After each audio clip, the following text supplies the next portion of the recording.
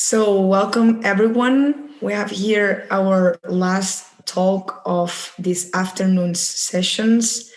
We have the pleasure to have Deirdre McCloskey. She's an economist, author of various books about economic history, and a well-known and I can say a beloved libertarian. Welcome to Instituto Juan de Mariana. Welcome to Spain, even though you are not here. So I want to get back to Spain. I want to go to the south of Spain. I've been to the north a good deal, but I'd love to go to the south. You are very welcome to come here. Well, and Professor McCloskey will explain us how capitalism has helped women through all the history. So thank you so much again, Professor, and the floor is yours. Okay, dear. Thank you very much. I sure would like to get back to Spain. I'm fairly familiar with Barcelona. I go there about every 2 years, but I don't speak either Spanish or Catalan, so I'm kind of an idiot. But I would love to go back to Spain. Now, it's obvious that women in history have been part of the hierarchy, down towards the bottom of the hierarchy of herder societies, such as the Mongols, or even more so agricultural societies around the world. And in those traditional economies, a woman is very much someone else's property, a man's property. Now, interestingly, in the earlier hunter-gatherer societies, a woman had greater standing. In a small band that's of humans, of 15 people or so wandering around, hunting and gathering, it was easy to challenge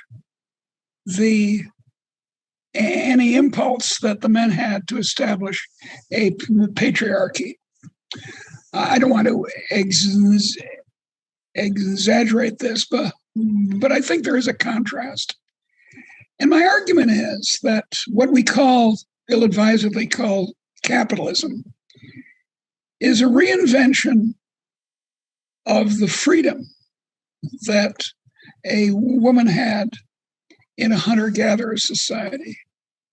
The freedom to move, the freedom to go do something else, the freedom to get away from a father or a husband. Now, it was, of course, slow in coming. It came with liberalism, which is an entirely new anti-hierarchical idea in Europe in the 18th century, in the 1700s. In fact, it's new worldwide through all of history since the invention of agriculture or herding. The idea of liberalism hadn't flourished anywhere. And in the minds of certain intellectuals, Voltaire, John Locke, Adam Smith, I always cross myself when I mention Adam Smith, and Mary Wollstonecraft towards the end of the 18th century. The idea of liberalism was to have a society where everyone was equal in permissions. That's, I think, a crucial word to have is permissions. Not equal in incomes necessarily, or even equal in opportunities, to the extent that those are economic, but equal in permission to enter the occupation you want, to start a hairdressing salon, something I need very much in the neighborhood, to venture, to move. That permission is new in agricultural societies in the 18th century. And it starts in Holland. Holland in the 16th and 17th centuries was notorious in Europe, famous in Europe, for having very independent women. It shocked the Spanish rulers of Holland when they came there to see single women walking in the streets of Amsterdam to go shopping without an accompaniment, without their mother or their husband. And so there's this massive political movement, very slow to make its way. The Spanish Constitution of 1812 is an important landmark in this slow history. And at first, the object of liberalism was actual slavery, because the idea in liberalism, this idea of equal permission to everyone, is, you can see, the idea that no one should be a slave of any other person. Now, we're all slaves to death. My mother died 2 weeks ago. We're all slaves to scarcity. We're all slaves to what earthquakes. But being a slave to another human being is something we can do something about. We're all going to die. We're all going to be in earthquakes if they happen, but we can stop slavery. Before the coming of liberalism in the 18th century, there was no, shall we say, systematic or theoretical objection to slavery. There was an assumption that the rich or the kings and queens and so forth, if they were to have the luxuries that their high position in the hierarchy justified, there needed to be people low in the hierarchy, the milkmaids and the plowmen, who gave in their income or their output to the rich. There had to be slaves, or at least there had to be lots of poor people. So this idea of equality of permission, expressed most famously, we think, in the United States by the slave owner Thomas Jefferson in the famous opening phrases of the American Declaration of Independence: all men are created equal. He said men, he didn't mean women, and are endowed by their creator with certain unalienable, that is, can't be taken away, unalienable rights. Among them are life, liberty, and the pursuit of happiness. Now, you can see that this important case of Thomas Jefferson shows that this was at first just a theory. He didn't ever free his considerable number of slaves on his Virginia plantation, even when he died. He only freed the slaves that, now hear what I say, the slaves who were his children. It had sex with a slave of his named Hemmings. But the coming of this ideology that all humans are created equal and should not be slaves to other people became a continuing, shall we say, embarrassment to the low status of women. In fact, the women's movement in the United States, its famous beginning in 1848, at least famous to us Americans, came out of the anti-slavery movement, in which American and British women had been prominent. They said to themselves, quite understandably, we've worked to enslave, to unslave, to free African Americans. Now it's our turn.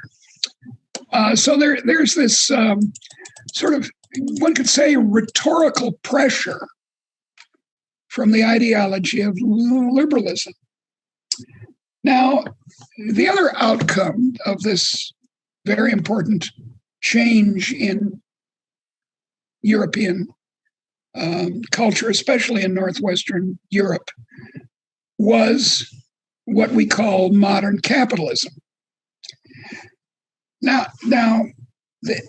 capitalism is a very misleading word.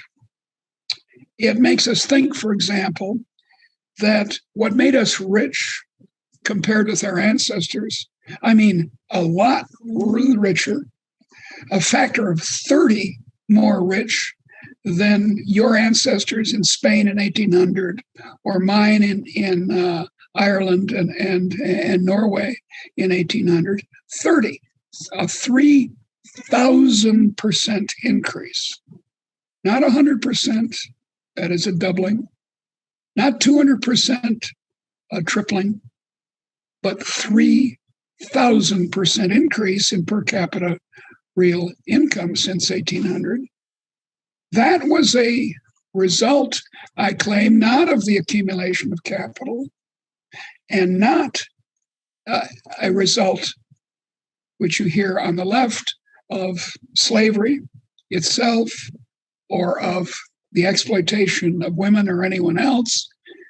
No, it came from ideas, new ideas for inventions of various sorts. Technological inventions like the steam engine, famously, but also innovations in institutions that themselves are not technological or in any way scientific, such as the divided superhighway, right? Which was invented in Germany. Someone got the idea in Germany in the 1920s, and it was implemented, unfortunately, under Hitler in the 1930s. But in the 1950s, a man named Malcolm McLean in North Carolina in the United States thought to himself, aha, suppose we make boxes, standardized boxes, 40 feet and 20 feet, steel boxes, fill them with stuff from the United States or Spain and send it to China. And then the Chinese can send back stuff in the same boxes.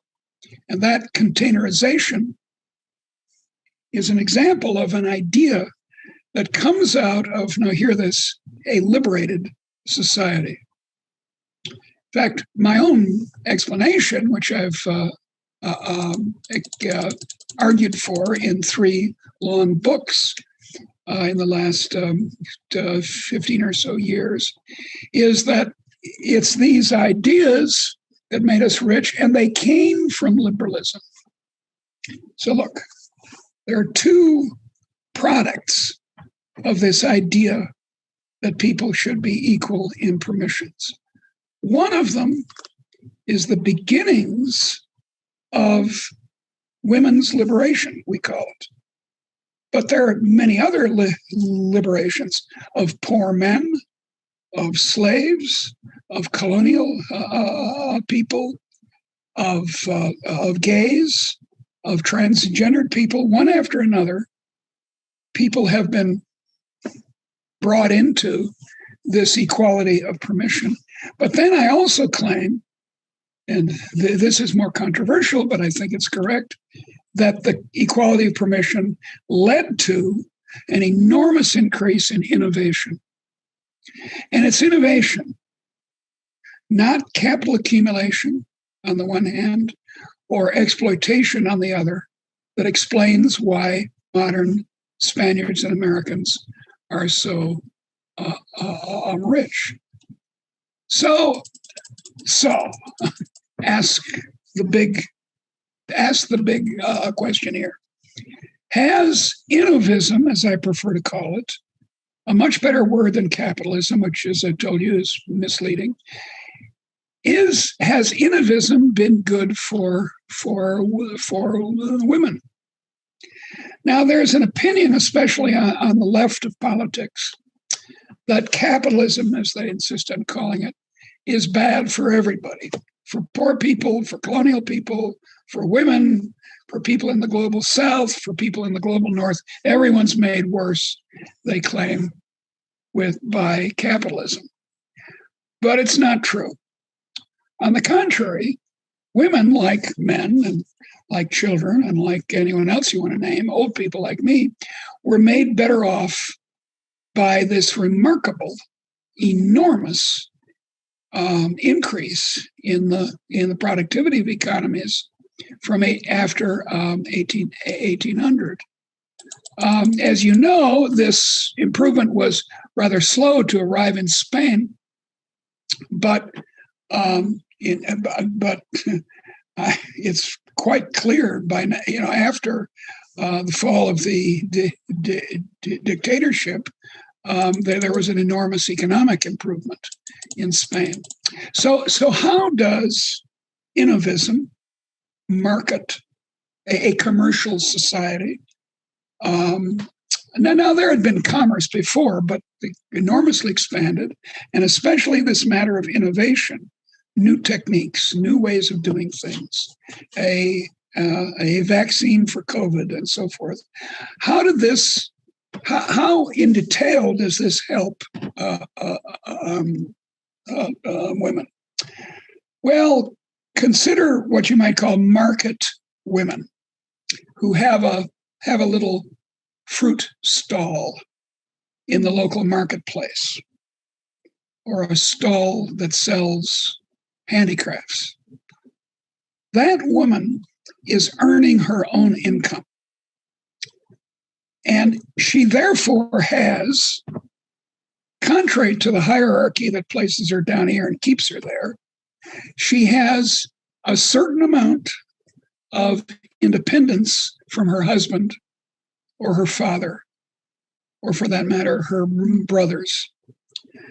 And if she's married and has children, what happens, and this is universally agreed to, we've seen it happening over and over again, she spends her income on her children.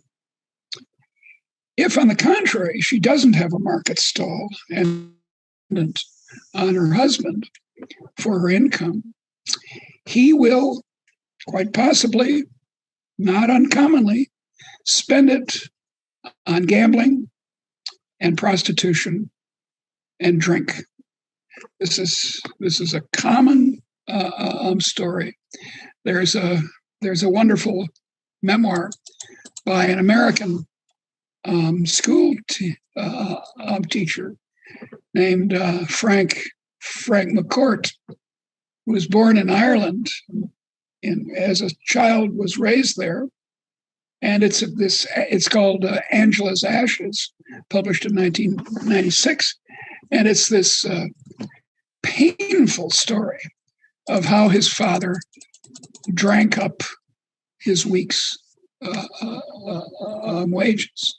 So Frank, like so many children in the world, was raised in extreme poverty because his mother didn't have control of the income of the household.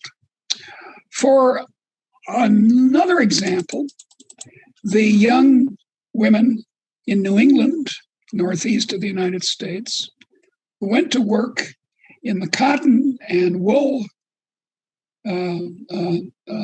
fabric mills in the early 19th century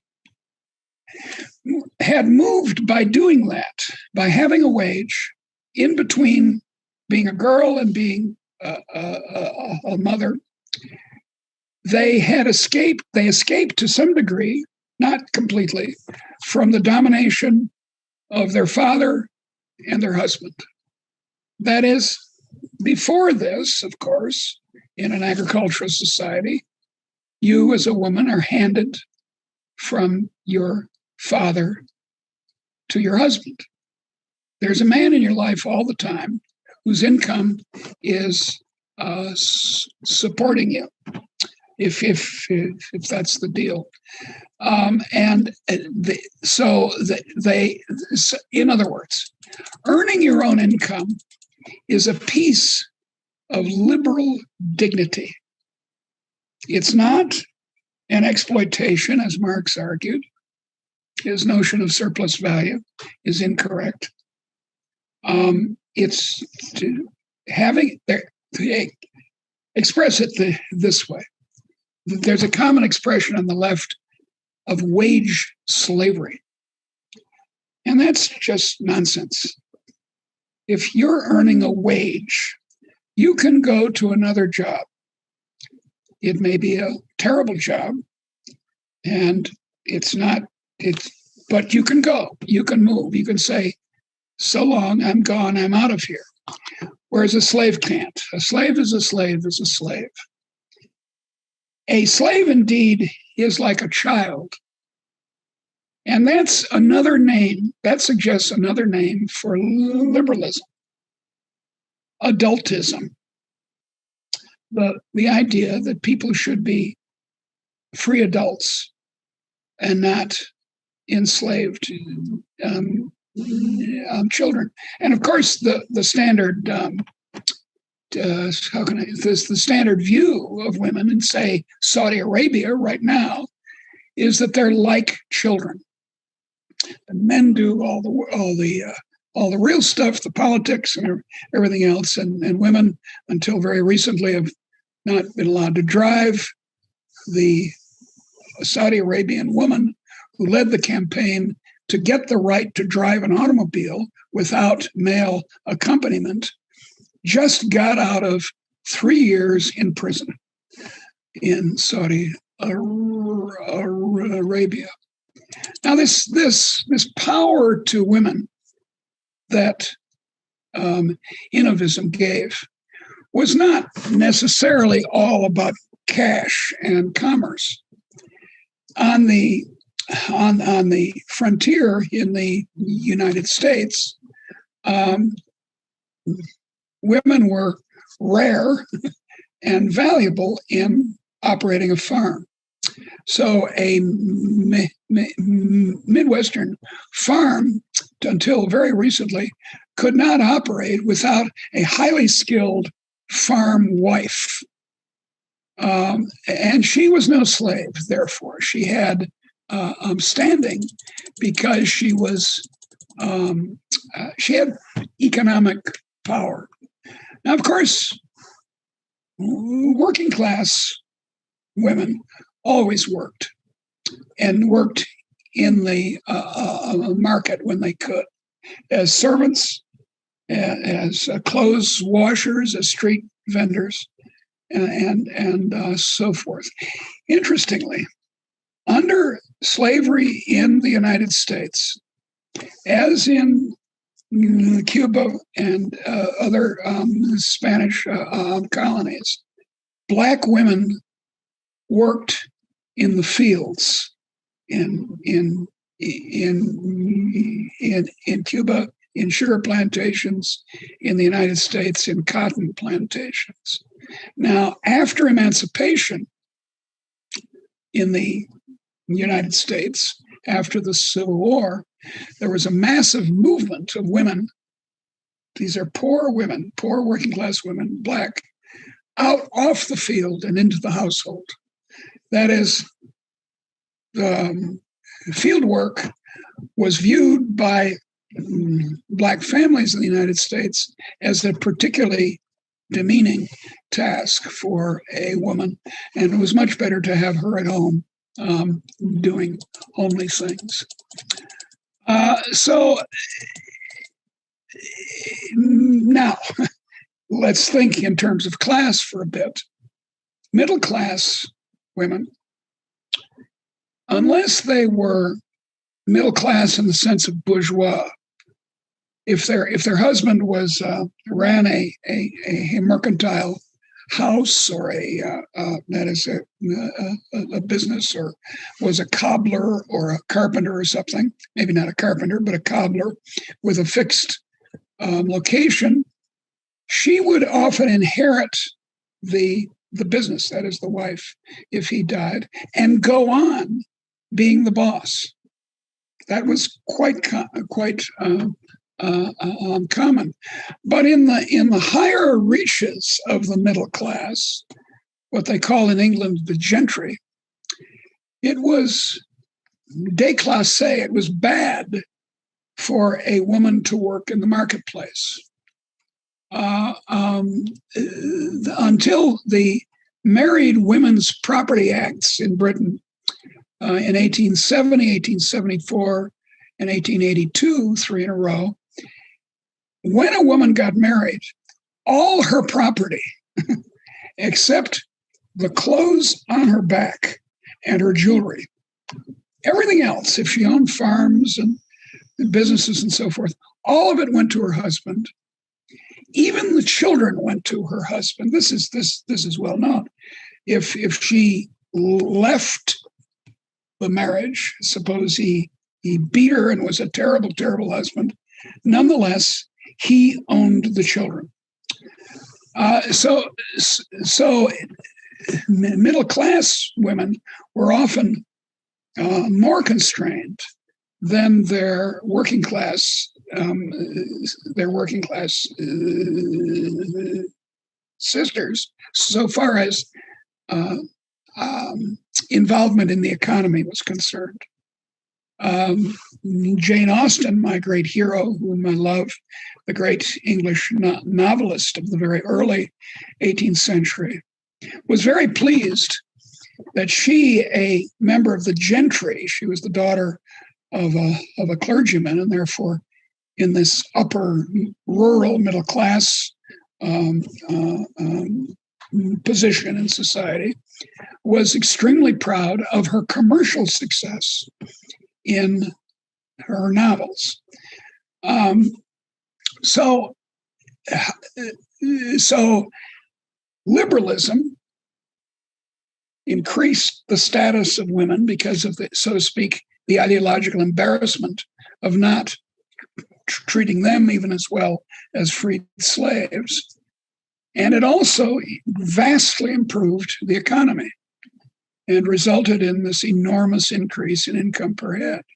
And then the increase in income per head, of course, benefited women as it benefited everyone else in the society, virtually everyone else. There, of course, when you think about it, there are always losers to any change. But the gainers to modern innovism enormously overweighed the losers. And among the gainers, clear gainers, were the half of the population that's female. Now, there's a further element here. I've spoken of the ideology of liberalism, and it's coming in the 18th century, and its effect, its direct effect, gradually, very slowly, it took 2 centuries, on the status of women, and then also this economic effect. But then there was a further ideological development after the Second World War. And this, as you all know, is the women's movement. The texts of this were Simone de Beauvoir's The Second Sex in French in 1949. And in the United States, the big book was Friedan's The Feminine Mystique in 1963. I did a paper about 20 years ago now. It doesn't seem that it could be that far, in which I talked about labor force participation of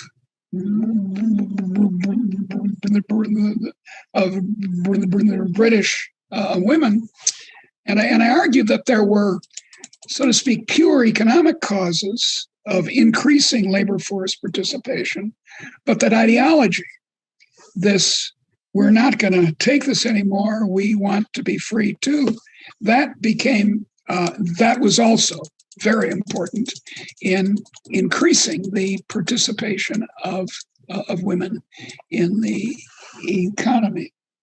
So I'm not going to go on and on like this. I think it'd be more interesting to have a conversation with you all, but observe. Innovism has been good for women.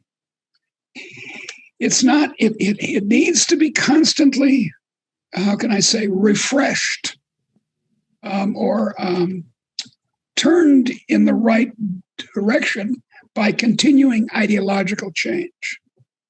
It was unheard of for women to be medical doctors in the 19th century, although they had been, of course, midwives and nurses before, and indeed the mother was, until the early 20th century, everywhere the nurse, because there was nothing else to do. If your child got scarlet fever, she went to bed for a month, and the mother was the nurse. But paid nursing as a profession is very much a late 20th century development. I was married for 30 years to a nurse, so I have an interest in this. So it's both material and ideological. It's both about prices and incomes and substitution rates and so forth. That's the economics. And this powerful ideology of liberalism. Now, of course, let me just make one more point.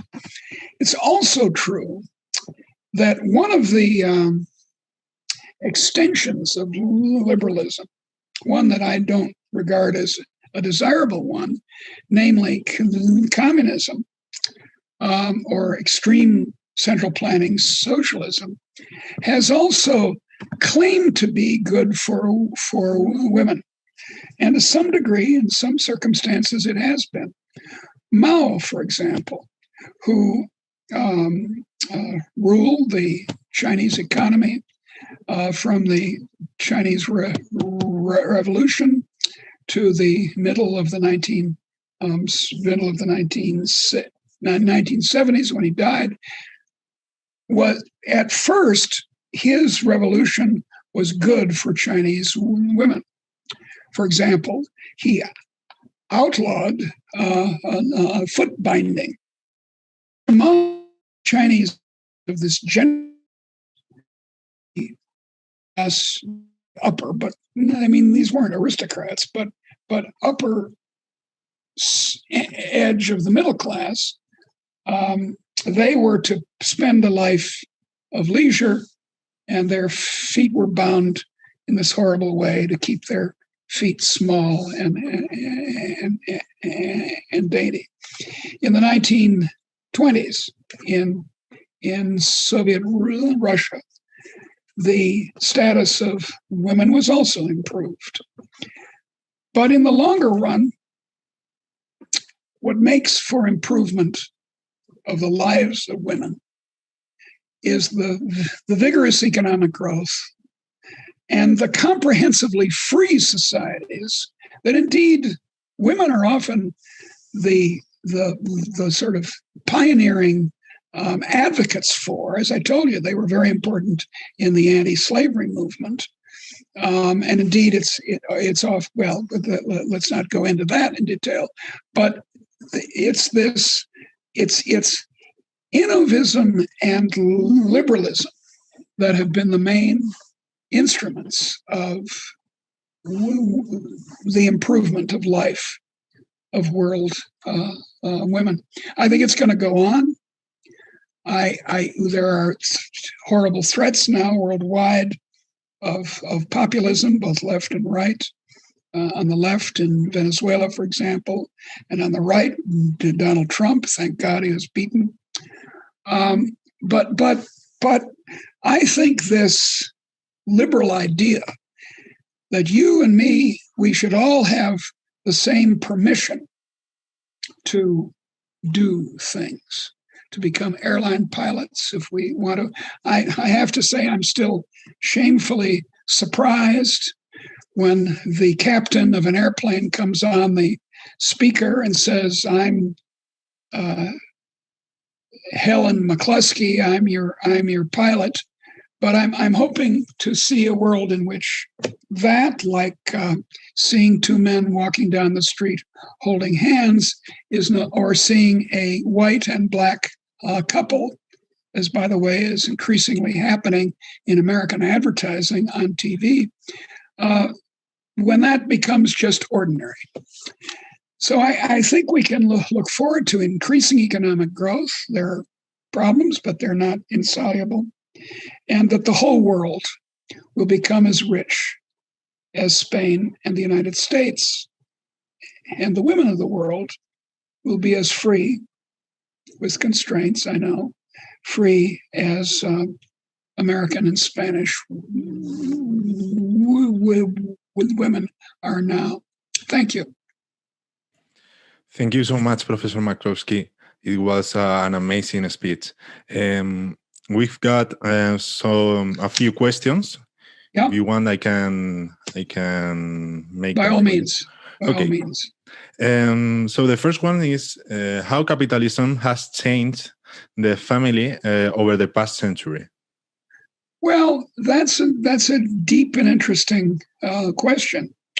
For one thing, the increased incomes, this factor of 3,000% increase in income, has made children more independent.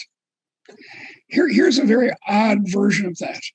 In the 1930s, popular music, I imagine it was true in Spain too, popular music in the United States was aimed at adults because the adults had the money to spend on the records and the sheet music.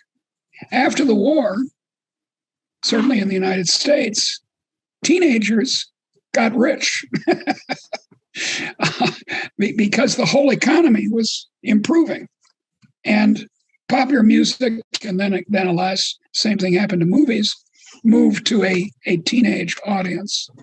So that's one thing. And then clearly, the independence of women that comes ultimately from liberalism leading to innovism to enrichment changes the family dramatically.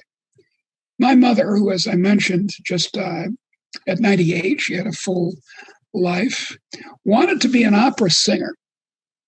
And unlike a lot of people who want to be opera singers, she had a very good voice. She had tremendous talent. And in the late 1940s was a very promising student of opera. But when my father got tenure as a professor at Harvard University in 1952, he called an end to her career. All those queers you're hanging out with in opera, we're not going to have anything to do with them anymore. And that was the deal, even for an American woman born in 1922. But now, my sister, for example, who's younger than I am, to put it mildly, she would not put up with such a thing from a husband and wouldn't need to. Until really the 1960s in the United States, and probably in Spain too, a married woman couldn't have a bank account without her husband's permission. And so here's the point. Here's the economic analysis. The balance of power inside the family is affected by what's outside, the opportunities outside. As I said, if she can earn income, she has more power inside the household. Now, you can argue that that's a good thing or a bad thing in the change of family structure. I think it's a good thing. Thank you for your answer. And we have more questions. This one is from Andres Moral. He's wondering if capital accumulation was not the prerequisite to level of innovation seen during the Industrial Revolution. After all, ideas need capital to materialize. No. In the first place, there are lots of ideas that don't need capital, or at least very little of it. Consider Facebook, which I just got off of, by the way. I was being hassled by men offering to date me from God knows where with, I don't know, sorry. I just decided to heck with this. I wanted to encourage intellectual conversations with economists and historians, younger ones around the world. So that's why I thought I needed to be on Facebook. But boy, I decided I don't need to be on Facebook. No, but Facebook requires very little capital, yet it's among the largest companies in the world now. Containerization, I mentioned, is not a capital intensive industry. I mean, those boxes don't cost much to make. And then you just hitch them up and carry them around. The problem is that the theorizing about innovism happened when an industry that is very heavy in capital, namely the railways, was just coming into its own. My friend and colleague Eric Hobsbawm, the great Marxist historian, spoke of the age of capital, and Eric was wrong about that. That is, that there's nothing capitalistic about capitalism. Look, capital accumulation has happened since the caves.